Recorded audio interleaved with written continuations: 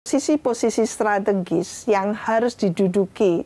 Kalau mungkin dulu skala saya selalu rajin gitu ya. Kalau akan ada pergantian kabinet itu, kriteria itu saya sampaikan bahwa untuk posisi strategis dan kunci dan itu akan mengelola duit uang besar, itu sebagusnya tidak untuk partai politik.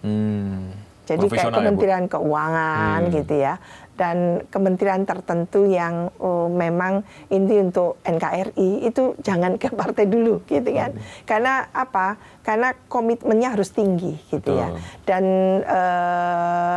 tidak ada backing kalau ke partai kan sulit gitu ya untuk mereshuffle dan sebagainya, kecuali diganti oleh kader dari partai yang sama.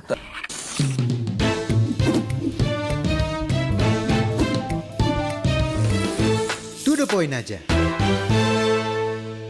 Tapi gini Bu, 10 tahun yang lalu, pemerintahan sebelumnya maksudnya, itu kan ada kebiasaan yang menurut saya sih kurang bagus ya. Karena kadang-kadang mereka itu ngelempar isu dulu, test the water. Habis itu ada yang nolak nggak nih? Nah, begitu diem, padahal di situ ada jebakan-jebakan kan, undang-undang apa tuh Cipta Kerja, undang-undang apa lagi itu yang isinya sangat sensitif. Nah begitu direspon baru tuh nanti ada dibatalin revisi, tapi tetap ada di situ ditempatkan di tempat lain. Nah saya sepakat sekali kalau memang hari ini teman-teman yang bergerak itu kan juga sangat well informed digitalisasi keterbukaan. Artinya mereka itu akan memantau real time menurut saya ya. Ini masih ada ruang nggak? Itu yang dituntut ke DPR. Nanti jadi para politisi ini akalnya banyak ya Bu ya. Apakah masih ada ruang-ruang setiap badan publik, Mas Pung, Mas Lukman, itu punya PPID. Nah, PPID ini yang akan mengelola supaya ini termasuk kita kan punya KIP. Pasti tahu lah informasi publik dan ada payung hukumnya. Undang-undang pelayanan publik ada, undang-undang informasi publik juga ada kan gitu. Nah, PPID yang sudah dibangun lama ini, yang dibentuk lama, itu harus diefektifkan. Sehingga nanti PPID itu yang akan proaktif memerankan diri untuk memasukkan semua ke website, lalu juga ruangannya itu kan ada PPID, ruangannya bisa ketamuan banyak dari masyarakat dan sebagainya, hanya untuk mencocokkan benar enggak kan gitu. Itu saya sudah menyampaikan ke Bu Puan. Tanggal berapa itu? Tanggal Kamis yang lalu ya. Waktu ketemu. Kamis yang lalu kami ketemu itu sore gitu. Saya sampaikan. Jadi masyarakat itu ingin well informed, Bu Puan. Masyarakat ingin mendapatkan kejelasan. Ini bagian dari transparansi dan nanti ada public accountability. Jadi DPR itu bisa dipertanggungjawabkan. Dana-dana yang mengalir ke DPR itu harus bisa dipertanggungjawabkan. Maka masyarakat sekarang ingin tahu berapa gajinya, berapa tunjangannya, apa saja fasilitas yang diberikan dan sebagainya. Karena apa? Itu kan diambil dari pajak. Betul. Lah, masyarakat itu kenapa stagnan seperti itu? Miskin gitu. Miskin kok tahunan gitu ya lah. Maka yang seperti itu sekarang dituntut. Lah, mau tidak mau dengan cara digital tadi itu, transparansi dan akuntabilitas bisa diciptakan. Jadi tidak manual lagi, semua masuk ke sana. Jadi bisa dilihat. Nah, kalau ingin merekonfirmasi, PPID itu welcome untuk didatangi siapapun, gitu kan? Karena ada showroomnya di situ. Saya kebetulan pernah monef dan beberapa kali dengan KIP kan, untuk melihat badan-badan publik. Partai politik juga menyampaikan tentang itu. DPR juga menyampaikan. Jadi bukan hal baru sebetulnya. Tinggal seberapa efektif, seberapa kemanfaatannya itu dirasakan oleh masyarakat luas. Termasuk dari termasuk nanti masyarakat bisa, atau media juga ya, publik, LSM, aktivis sosial semuanya bisa memantau bagaimana pergerakan pembahasan RUU perampasan aset ya Bu ya? Betul. Jadi transparan itu kan bukan telanjang ya. Iya, transparan. Ada yang memang konfidensial, rahasia negara. Tidak lah. Nggak mungkin lah, masyarakat juga nggak lebay banget kan gitu. Betul. Cuman ini memang transparansinya kurang, apalagi akuntabilitasnya kan itu masalahnya. Lah, masalah birokrasi kita itu patronase. Maka ini yang harus diterobos gitu.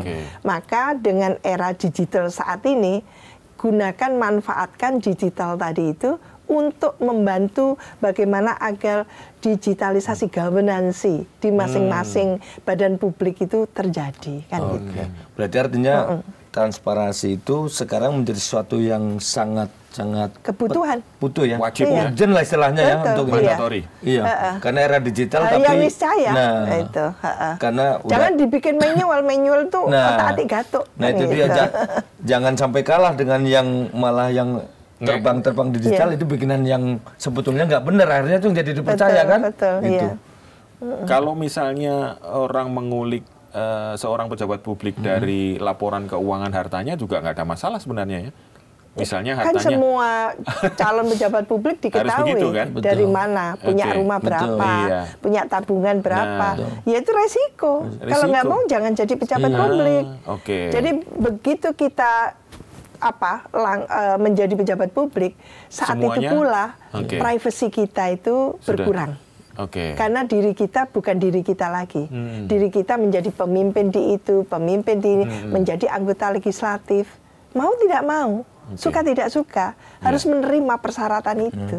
Diketahui oleh KPK tentang data kekayaannya gitu.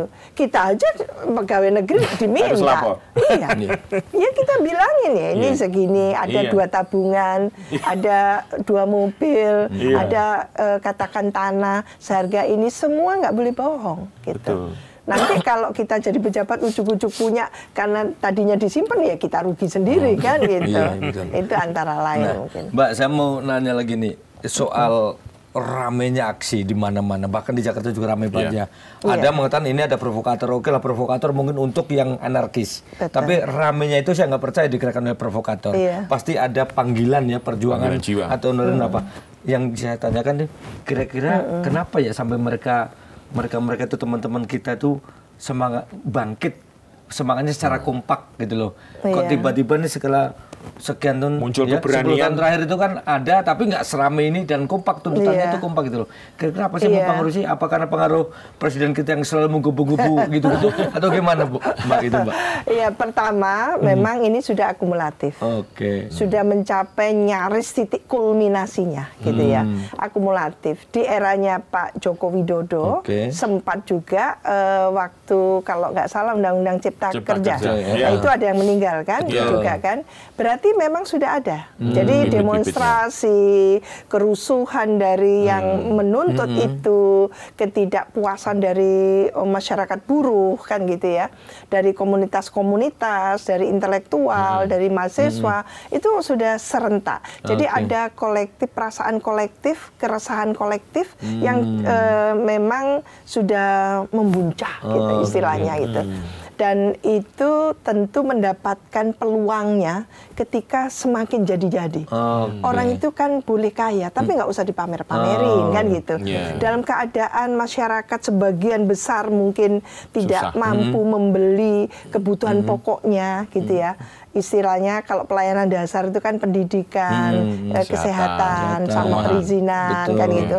Lah kalau kebutuhan pokok itu kan sandang pangan gitu ya. Kebutuhan makan saja susah. Sementara yang di TV-TV kita lihat betapa tidak hanya artis tapi yang seperti itu mengumbar gitu ya. Kayak udahlah kaya lah. Itu mungkin amarah itu tidak terbendung lagi. Dan kesempatan ini semakin mendapatkan momennya ketika kita mendapatkan presiden yang menunjukkan rasa nasionalismenya, patriotisme yang tinggi. Selalu ya berkobar-kobar gitu. Bagaimana Indonesia ini harus menjadi negara maju, negara yang memimpin dunia bahkan gitu.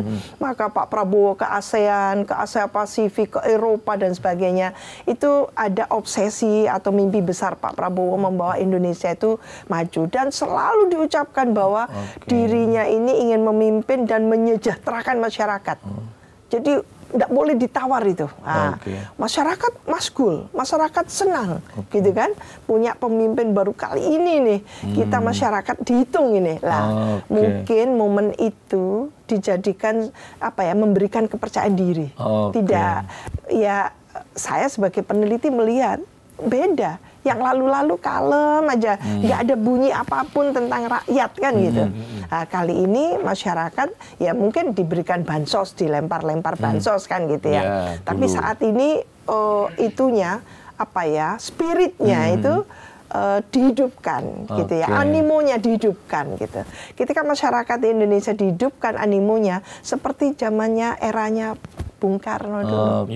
Jadi rasa nasionalisme tumbuh, kenegaraan keindonesiaannya muncul. Ya, itu dia. Jadi memang selama ini tidak ada pada negara bangsa. Dan ada kepedean kalau itu akan didengar gitu ya. Betul. Gitu. Jadi mulai. Jadi ini satu modalitas yang bagus menurut saya. Dalam keadaan yang sudah bangkit seperti itu, masyarakat Indonesia ada rasa memiliki tentang Indonesia di situ ya. Jadi saya bangga menjadi warga negara Indonesia. Saya bangga gitu ya bahwa presiden kita mau mensejahterakan rakyat, membangun dari desa dan sebagainya, koperasi desa. Lah, sahutan dari masyarakat saat ini lalu disampaikan dengan cara apa adanya oleh masyarakat, bahwa kami belum sejahtera, bahwa kami butuh sejahtera, oleh karena itu kami menuntut gitu ya kepada DPR, kami menuntut kepada eksekutif, pemerintah, kami menuntut pada partai-partai politik, pimpinan partai. Jadi semua dituntut sekarang ini.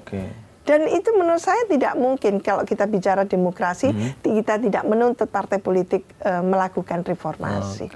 Dan di sanalah jantungnya demokrasi itu, partai politik. Nah,